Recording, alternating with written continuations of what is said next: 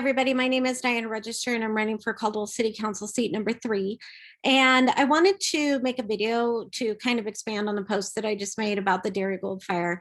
I feel like it's important to give you a little bit of backstory, I guess, on how these kinds of situations work so that you can understand better why having the proper staffing and apparatuses are important to the city and to you, basically.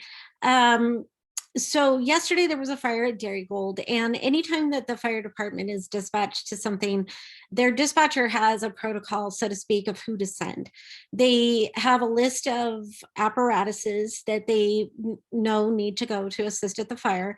And it's my understanding that 3 Caldwell engines showed up to the fire within 4 to 5 minutes after being dispatched, which is actually a really short response time, considering they have to get the call, they have to be dispatched, then the firefighters have to stop what they're doing, they have to get in their turnouts, get on the truck and drive to the fire.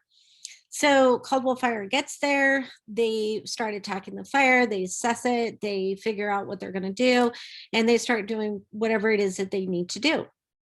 In this particular situation, the fire the way that the fire was going required a ladder truck because the engines do not have ladders. So when you see in the movies or whatever, and you see a fire truck and it has a great big ladder and the fire, they're attacking from the roof, that's a ladder truck, and the engines don't have those ladders. So what happens is, in a situation like this, the fire department needs a ladder truck. And I found out today that the city of Caldwell has a ladder truck. However, that ladder truck is 25 years old, and we don't have the staffing for it. We don't have enough firemen to staff the ladder truck.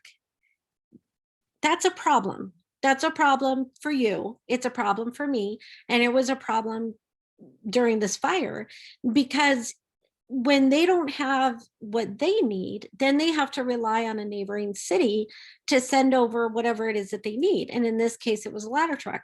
So they have to call Nampa. They have to call Nampa Fire and ask them to send over a ladder truck.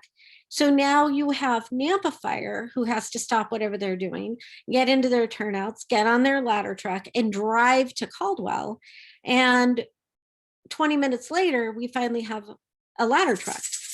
If the city of Caldwell spent their money wisely, we would have the staffing for that ladder truck that we have, or they would have a new ladder truck with the proper staffing. And then that ladder truck would have shown up with the engines within, those 4 to 5 minutes.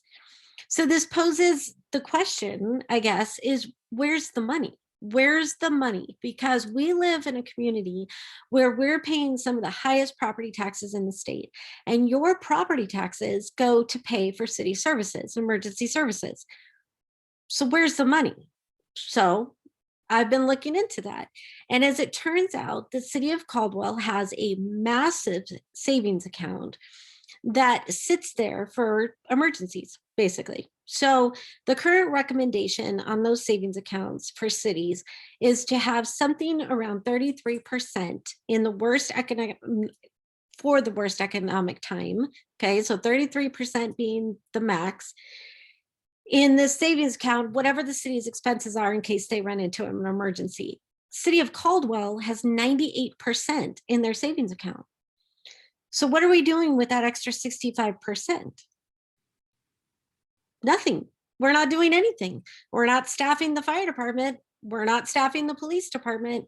We're not buying a new ladder truck. We're not building stations that people need. We're not doing anything. And that's frustrating to me because yesterday, when we had a 3-alarm fire in our community, we failed.